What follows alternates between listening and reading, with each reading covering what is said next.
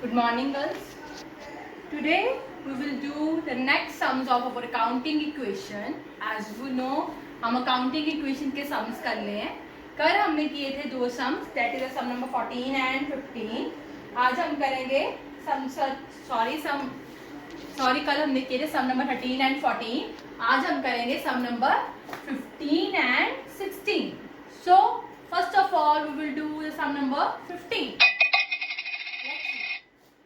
Calculate capital as on 1st April 2013. 1st April capital means you will have to calculate the opening capital in each case. You will have to calculate opening capital in each case. 1st April means opening capital. 31st March means closing capital. On 31st March there are two cases. First of all we will solve the case A. On 31st March 2014, total assets and liabilities were 50,000 and 1,500 respectively. That is 50,000 and 1,500 respectively. Next is during 2013-14, the proprietor earned 5,000 profits. The proprietor earned 5,000 profits. Next अब हम करते हैं, इसमें ध्यान से देखना girls. So let's solve this. बेटा हमने ओपनिंग कैपिटल निकालना. So हमारी ओपनिंग कैपिटल कहाँ से आती है? हमारा एक फॉर्मूला है ओपनिंग कैपिटल निकालने का, जहां हमारा ये वर्ड आता है closing capital is equal to opening capital plus capital introduced plus profits minus drawings. Means हमें मेनली क्लोजिंग कैपिटल हो हमारे पास, प्रॉफिट्स हो हमारे पास, तो हम ओपनिंग कैपिटल निकाल लें. बट हमारे पास दोनों में से एक चीज होना जरूरी है. अब देखो सम में हमारे पास क्या गिवन है? एसेट्स गिवन है, लायबिलिटीज गिवन है, और क्या गिवन है? प्रोप्राइटर अर्न मीन्स ये हमारा प्रॉफिट्स होता है बेटा. उसने क्या कमाया? प्रॉफिट. कितना? 5,000. ना हमारे पास क्लोजिंग कैपिटल है. ओपनिंग कैपिटल तो वैसे भी हमने निकालनी है. Capital introduce 0, profits 5,000, drawings 0. ठीक है बच्चे. अब हमारे पास क्लोजिंग या ओपनिंग कैपिटल चाहिए. ओपनिंग तो हम यहाँ से निकाल लेंगे. हमारे पास गिवन क्या है? क्लोजिंग एसेट्स और क्लोजिंग लायबिलिटीज. सो हम अपनी काउंटिंग इक्वेशन बनाएंगे. क्या है हमारी counting equation? Closing assets is equal to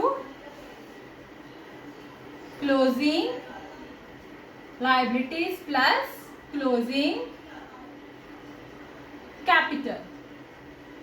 closing assets हमें गिवन है, दैट इज 50,000. क्लोजिंग लायबिलिटीज हमें गिवन है 1,500. सो हम क्लोजिंग कैपिटल निकालेंगे. यहां से क्या आ जाएगी? क्लोजिंग कैपिटल 50,000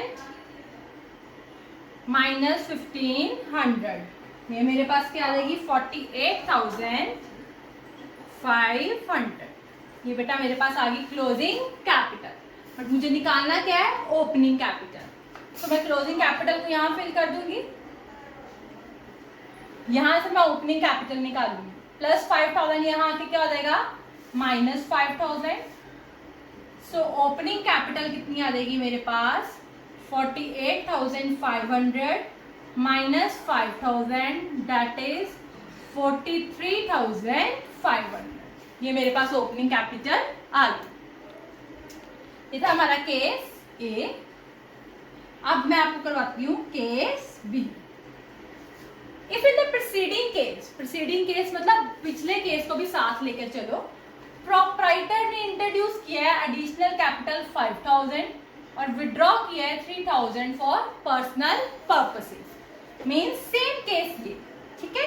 हमने निकालना ओपनिंग कैपिटल ही है, बट इसमें हम कैपिटल इंट्रोड्यूस्ड भी है और ड्रॉइंग्स भी गिवन है. मैं आपको निकाल कर बताती हूँ. सबसे पहले मैंने फॉर्मूला लगाया क्लोजिंग कैपिटल का. आप कोई भी लगा सकते हो, चाहे ये पहले सॉल्व कर लो चाहे ये पहले कर लो. Is equal to opening capital plus capital introduced plus profits minus drawings. Closing capital हमने नहीं पता, ओपनिंग कैपिटल नहीं पता, ये हमने निकाल लिया. कैपिटल इंट्रोड्यूस कितना है अब 5000, प्रॉफिट्स ऊपर दिए थे 5000, ड्राइंग्स 3000।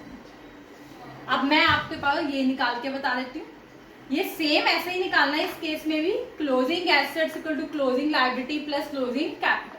कितनी आई मेरे पास क्लोजिंग कैपिटल 48,500। 5 से 5 10, 5 प्लस 5 10 माइनस 3 7, ठीक है। 48,500 माइनस 7,000, तो मेरे पास क्या आ जाएगा ओपनिंग कैपिटल। सो मेरी ओपनिंग कैपिटल कितनी आई, आई विल कैलकुलेट।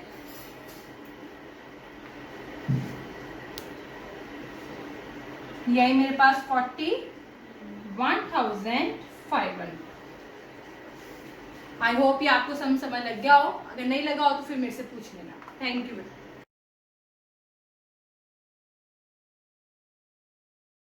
हाँ जी, next we will solve the sum number 17। इसमें क्या है, calculate the amount of external liabilities. External liability means liabilities आपको फाइंड आउट करनी है, ठीक है, दोनों केसेस में। In this first case let's see, on 31st March 2014 total assets and total capitals were given. Means 31st March को given है, तो आपको closing assets and closing capital आपको गिवन है, ठीक है। 50,000 एंड 35,000। आपको निकालना क्या है, लायबिलिटीज। बच्चे लायबिलिटीज हमारी किसी और फॉर्मूले में नहीं आती, सिर्फ हमारी कहाँ आती है, अकाउंटिंग इक्वेशन में। क्या है हमारी accounting equation, that is closing assets is equal to closing liabilities plus closing capital. So closing assets हमें गिवन है 35। क्लोजिंग एसेट्स हमें गिवन है दैट इज 50,000। क्लोजिंग लायबिलिटीज हमें फाइंड आउट करनी है और क्लोजिंग कैपिटल हमें गिवन है 35,000। बेटा जब ऐसे इंफॉर्मेशन हो ना कि एसेट्स ये लाइव कैपिटल है, तो जो चीज पहले होती है फिगर पहले की है, जो चीज सेकंड नंबर पे है फिगर सेकंड की है। टोटल एसेट्स पहले है तो फिगर 50,000 टोटल एसेट्स है, कैपिटल दूसरा है तो सेकंड फिगर जो है वो कैपिटल की है, ठीक है। सो हमारे पास क्लोजिंग लायबिलिटीज कितनी आ गई, 50 माइनस 35 दैट इज द 15,000। ये हो गया हमारा केस ए। अब मैं कराती हूँ आपको केस बी। देखो निकालना हमने यहाँ पे भी एक्सटर्नल लायबिलिटीज है, वो निकलेगी भी काउंटिंग इक्वेशन से ही। तो पहले मैं काउंटिंग इक्वेशन लिख लेती हूँ। Closing assets is equal to closing liabilities या external liabilities plus closing capital, ठीक है। अब देखो सेकंड बी केस पढ़ते हैं। On 1st April 2013 Ram started a business of ₹10,000। Business start किया 10,000, उसकी क्या है ओपनिंग कैपिटल। नेक्स्ट 5,000 उसने लोन लिया, बोरो किया, that is the liability. During the year, ये लिख लो लायबिलिटी है ये भी, ठीक है। ड्यूरिंग द ईयर उसने प्रॉफिट कमाया 5,000 का। टोटल एसेट्स क्लोजिंग एसेट्स कितनी गिवन है हमें 50,000 गिवन है, ठीक है। इंट्रोड्यूस्ड एडिशनल कैपिटल गिवन है और 3,000 withdraw for personal purposes given है। मींस ऊपर फर्स्ट केस में तो बेटा हमें एसेट्स गिवन थी और क्लोजिंग कैपिटल गिवन थी, तो हमारे पास लायबिलिटीज आ गई। इसमें हमारे पास एसेट्स गिवन है बट कैपिटल गिवन नहीं, वो हमें निकालनी है। क्या फॉर्मूला लगाएंगे, closing capital is equal to opening capital plus capital introduced plus profits minus drawings.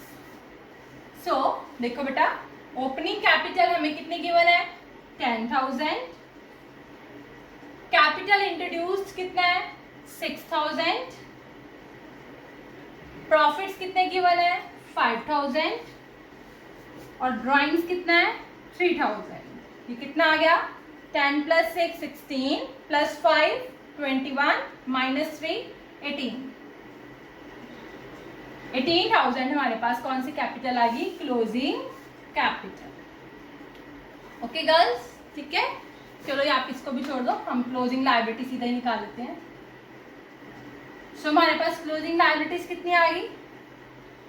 Closing liabilities equal to 50,000 minus 18,000 that is 32,000।